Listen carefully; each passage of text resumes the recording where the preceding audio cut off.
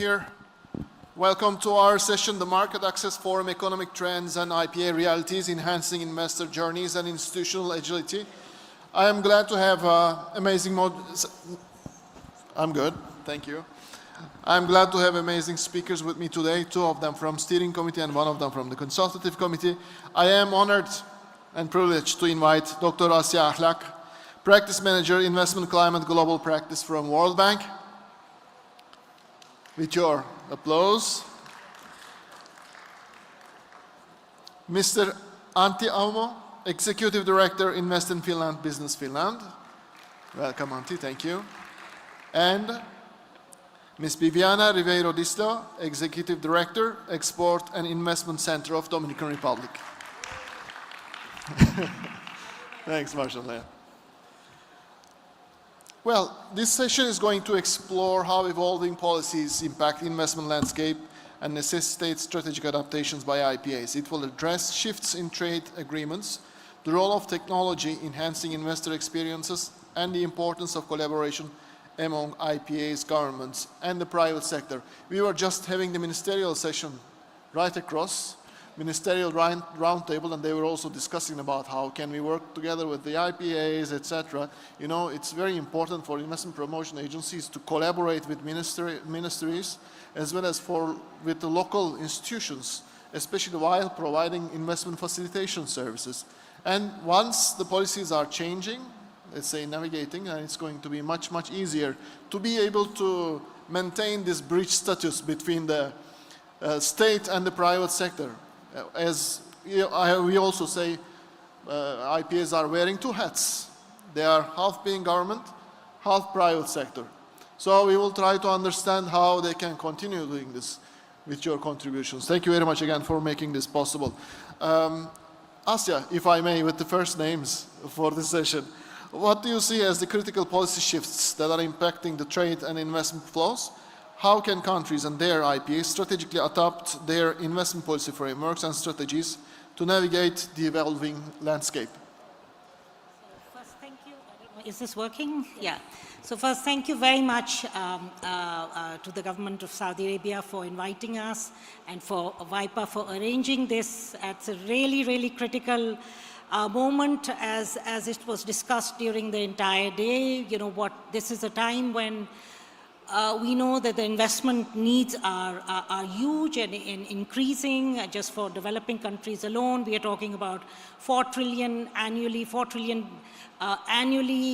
investment needs that are needed, right? But this is exactly happening at a time, as you said, there are lots of policy shifts. Some of these policy changes are recent, and I would say some are larger trends that have been in the works for a while. So in terms of the recent policy changes, I think this was again highlighted in the morning.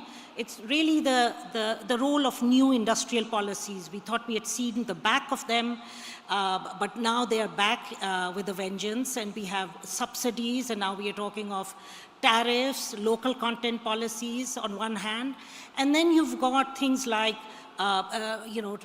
trade and policy restrictions, which are separate from very activist policies. So these are areas that are now making it very difficult for especially the developing countries to make an inroads in trade, which was traditionally global value chains, and the front runner was always investment, right? The FDI. So we do need the FDI more than ever, but these policies are making it more challenging. So we are within this sort of like blanket position. I think there are also opportunities, and that's where I think the role of IPAs is going to become very different.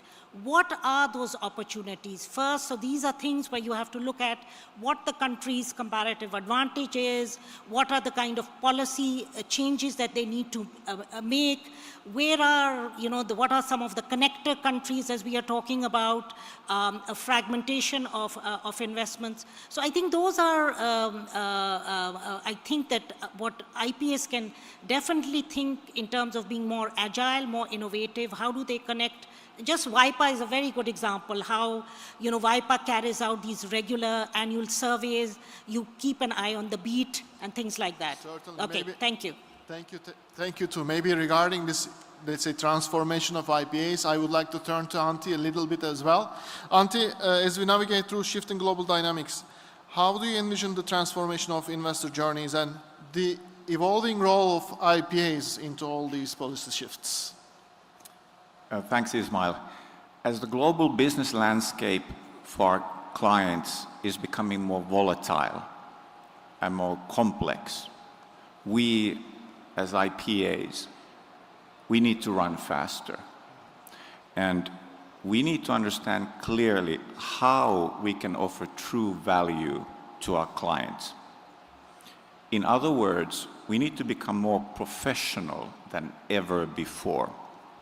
I believe that the days of leisurely investment promotion days, if there ever were any, they are certainly over. And why do I see this?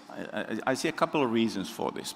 First one is all the changes in the trade politics, where focus is shifting from traditional multilateral to direct one-to-one relationships, sometimes even opportunistic, and changes in geopolitics with reassessment and regrouping of traditional relationships. And as a result, our clients are navigating uncertainty.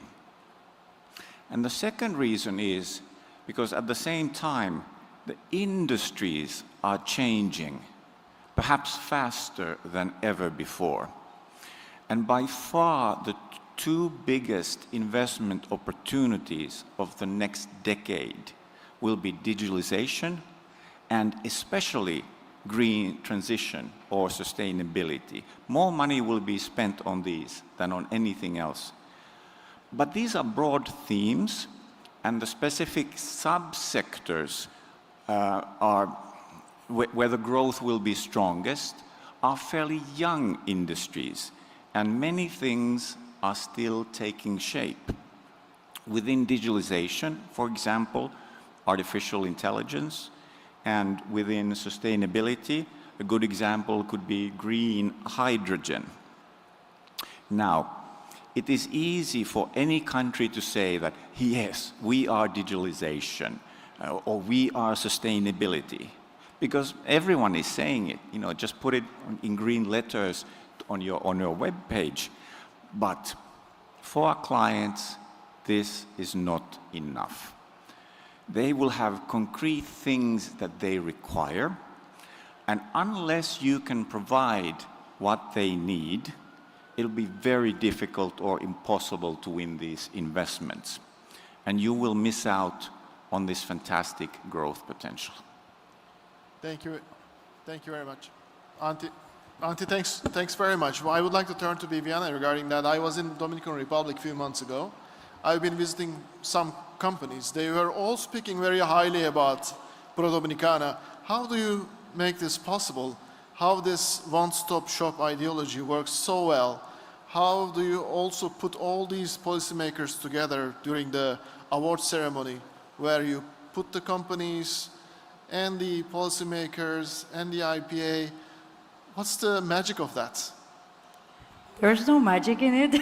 Good afternoon, everyone. Thank you so much, WAIPA, the Ministry of Investment, for the possibility to showcase what we have been doing in Dominican Republic in order to attract more investment, to promote trade that are part of the basis of our economy. In the specific key factor in our case has been building a very strong relationship between the public and the private sector. Even in the middle of the pandemic, we were able to maintain our FDI flows, we were able to maintain our trade, we were able to transform our industry to quickly adapt in order to meet the demand of all that was being required during that period. But one of the main focus of during my mandate has been the institutional transformation of the Center for the Promotion and Investment of the Dominican Republic, which we call Pro Dominicana. And it includes not only creating all the digital tools that investors, traders, exporters, producers are needing, but as well giving the possibility to investors to receive a very customized service, a digital platform. It's like a one-stop shop for investment that includes more than 33 different permits in sectors such as telecommunication, renewable energy, investing in the border zone of the Dominican Republic, and many others. So I think that building a very strong relation with the private sector has been the key of our success, but also transforming the services, digitalization, and everything that we do. It has been important. And I think it should be complementary as well. What you promise is being delivered by the policymakers as well, right? You just draw a nice picture for them while promoting the country, and you should be able to deliver it as well, and that's what you do exactly the same. I think is the ability to connect what we have in terms of infrastructure, of being the country that receive more FDI in the region, and creating the different environment in order to ease business in their path of exploration and maintaining their operations in the Dominican Republic. Remember that the Dominican Republic is located in the center of the Caribbean region. So we have great connectivity in terms of ports and airports, but we are very close to the United States. It's 1.5 days in ships to arrive merchandise. So it's almost a quick brainer to invest in DR, taking advantage of all the shifts that has been happening in the world in terms of nearshoring, relocating companies, and we represent a great opportunity in that sense. Thank you so much, Biviana. We will talk about, of course, collaboration. I will come to you, Asya, on that. But before that, please allow me to ask Antti regarding more about green energy and clean technology infrastructure. I do know that you are personally also interested in that. Therefore, with the growing emphasis on sustainable development, could you share your perspectives on mobilizing investments in green energy and clean technology infrastructure? And also, it would be good to get your views on matching national industrial policy with global business megatrends in our world of transition. I can't imagine a better fit than you to answer this question, because you do an amazing job in Finland in any case. Thank you, Antti. Thanks, Ismail. I'm happy to do so.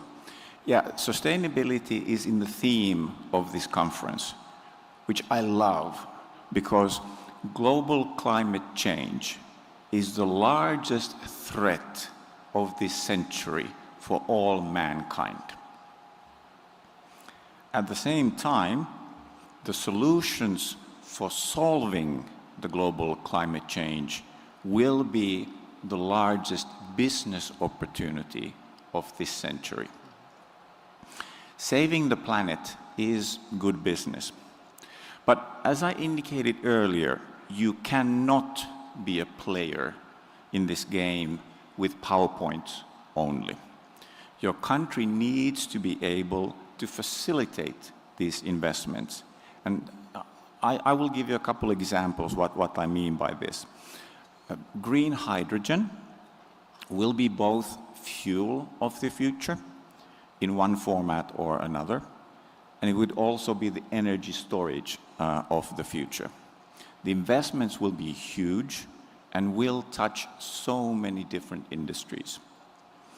To create vast amounts of green hydrogen, you need vast amounts of renewable energy, whether it's wind or solar or other. And building this takes time. In Finland today, 93% of our electricity produced is zero carbon.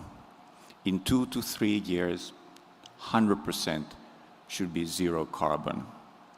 And we generate a lot of electricity because we have a lot of industry. But for us, this took decades to build, and it was not easy. And then, when you have renewable energy for the green hydrogen, you also need baseline energy, and you need an extremely reliable national grid. Because renewable energy is very tough on the electricity grid. For example, in some regions of the United States, energy companies are reluctant to accept wind energy into their networks because of the stress it causes for the network. In Finland, with all the renewable energy we have already today, the reliability of our national grid is 99.9999 something percent. And this means that unplanned power outages in our national grid during 1 year are about 2 minutes. But again, this took for us decades to build. And again, it was very hard to do this. But this is where then industrial policy comes in. Your country can choose to stay in the current industry sectors where you are in, and it can be anything. It can be travel industry or agriculture or traditional manufacturing or traditional energy, whatever you want. That is not for me to say. But the industrial policy of your country helps you to understand where are you today, but more importantly, it can help you to determine where do you want to be tomorrow.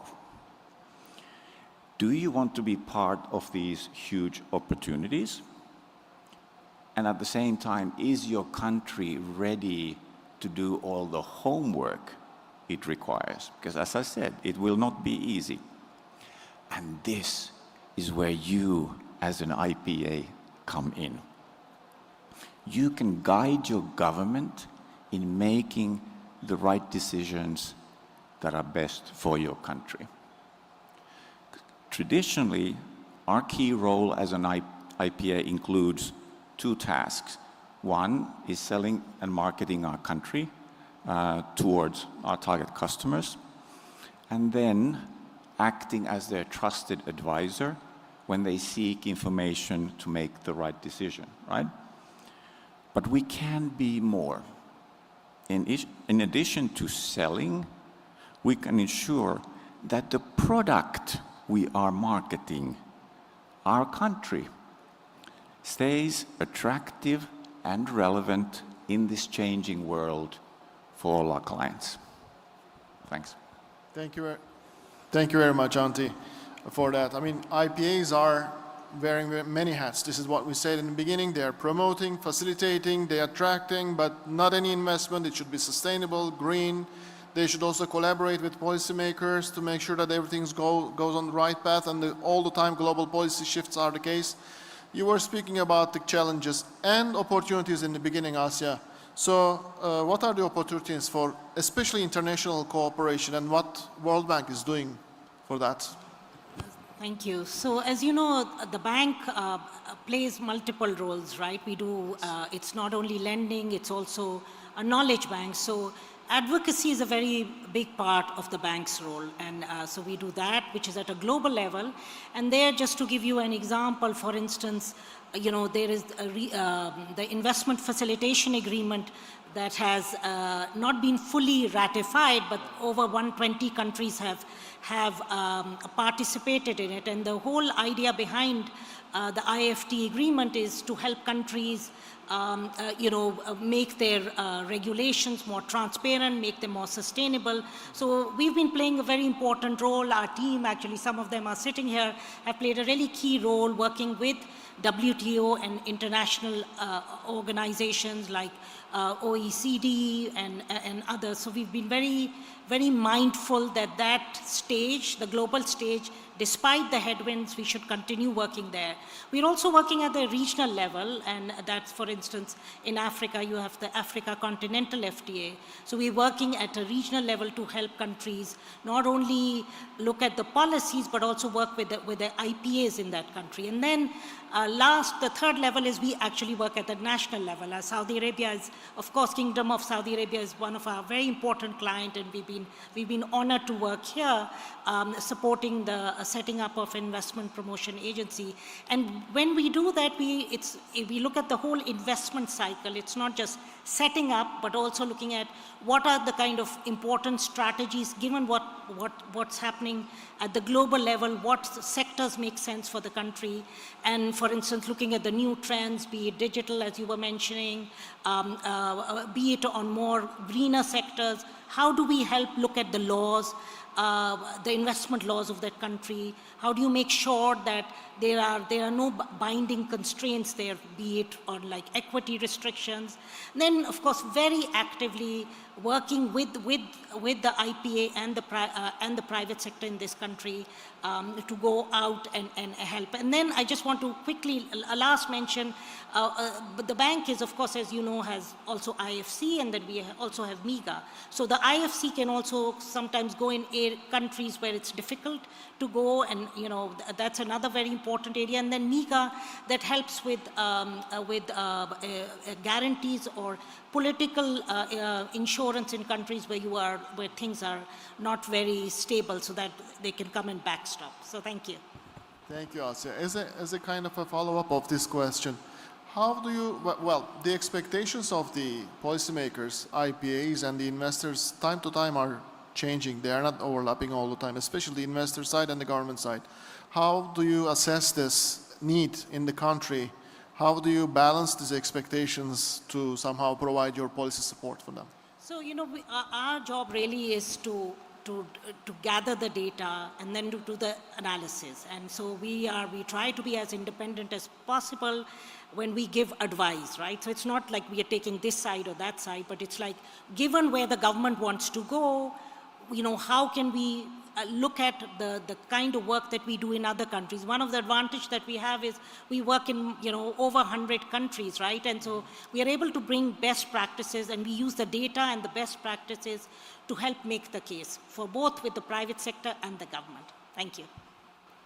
Thank you too. For the best practices, you can count on us as well. WAIPA's platform is providing you the best practices as well. And we have another best practice with us as well. Biviana, you can talk about the digitalization. How do you actively use this? You give some examples in the beginning, but how were you able to somehow make sure that the investors can really get the benefit of these digital services that an IPA is providing to them? Does it really make sense? Are they really benefiting from it? Yes, in the case of the Dominican Republic, digitalization has been, a priority. It has been set by the government under a program that is called Zero Bureaucracy, because it helps to enhance transparency, to improve processes, to monitor, all the bureaucracy that is being held permits in the institutions. But I think that in order to attract the best into your country, you have to be very clear, where are you going to? What are your objectives? In the case of the Dominican Republic, we're trying to double the size of the economy in the next 12 years. So in order to do that, is not only to say it, it's to actually deliver and to increase all the actions that we are taking. It includes policies reviews. It includes improving the services in the different institutions. IPAs are just connecting the dots. We are building the bridge between the investors and the sectorial institutions that actually handles the permits or regulate the sector where investors are investing. So in our case, the possibility to deliver this kind of results has been improving and controlling the different processes without getting into the specific details, only giving the recommendations, only monitoring the process, and connecting the different institutions. In example, in renewable energy, in the past, to invest in the Dominican Republic, which is right now one of the sectors that is receiving more FDI than ever, 1 billion in the last year, you had to go to 17 different institutions. Right now, you can submit your permit in Pro Dominicana, and every single institution is connected, and everyone will deliver the action, the permit, the certification that the investor is needing. So it's only how we can improve to connect the dots, and how we make all the things that we are setting as goals in the different strategies. In DR, we have a national strategy for artificial intelligence, a national strategy for innovation. We have an export plan that has been delivering different actions, but how do we make people embrace and speak the same language, investors, private sector, academy, and it only happens if they are seeing results. And that's why I think in Pro Dominicana, we are focusing our work towards creating that favorable environment to do business in the art. Thank you, Biviana. As an extra question, Antti, may I also ask your intervention about digital FDI, digitalization that you utilize while providing services to your clients, if I may, because you call them clients as well. So how do you utilize digitalization in your services? Digital is the only thing we do. Yeah. And I think there are two very simple reasons for that. Among our target clients, the people who make the decisions, they're very busy. So they need the information very fast. And doing it digital just makes it faster. And also, they don't have time to read long, vague reports. They want the specific answers that they need. So it needs to be kind of tailored and massaged on the fly. And that data management is just so much faster digital. You know, the days of brochures, I'll mail you some materials, it's no can do. 17 steps are taken at one go, right? But I must mention, we have an intelligence system platform that is called ProInteligencia. Yeah. And in the past, at least 40% of all the different services that we got requested was, requesting information. So we thought, how to put this information in a manner that investors consider this information very useful. Of course, we have an investment guide of 150 pages, but as my colleague Antti mentioned, people doesn't have the time to read all of that. Yes. So they will do if it's necessary, but you have to connect with their interest. And in order to do that, you have to deliver the specific information that they are needing as fast as possible. Then time is the money, as far time as is money. And our clients talk business, right? And if everything is digital, then making that cut and paste, that paragraph from page 14 and that paragraph from page 53, it takes you a couple of minutes. And pretty soon, I think with artificial intelligence, it'll be 2 seconds and it's out the door. Yes. We said time is the money. We have 2.5 minutes left, and we do know that Asya, you're going to fly soon back. So what would be your final evaluations for this session? Maybe 1 or 2 sentences just to make sure that our audience can keep in their minds about the overall discussion of today. So I think that I know we've been talking about lots of things that are the headwinds, but I think there are also multiple examples of how countries have worked beyond, along with all the challenges that they have. And I think we have very many examples of IPS that have done well. Actually, you're talking about DR, but also in your neighborhood, Costa Rica has been such an amazing success. So I think there are many, many ways of skinning the cat, as they say. Thank you. Biviana? In my case, I recommend, which has worked for us, to focus your policies in the human capital. Mm-hmm.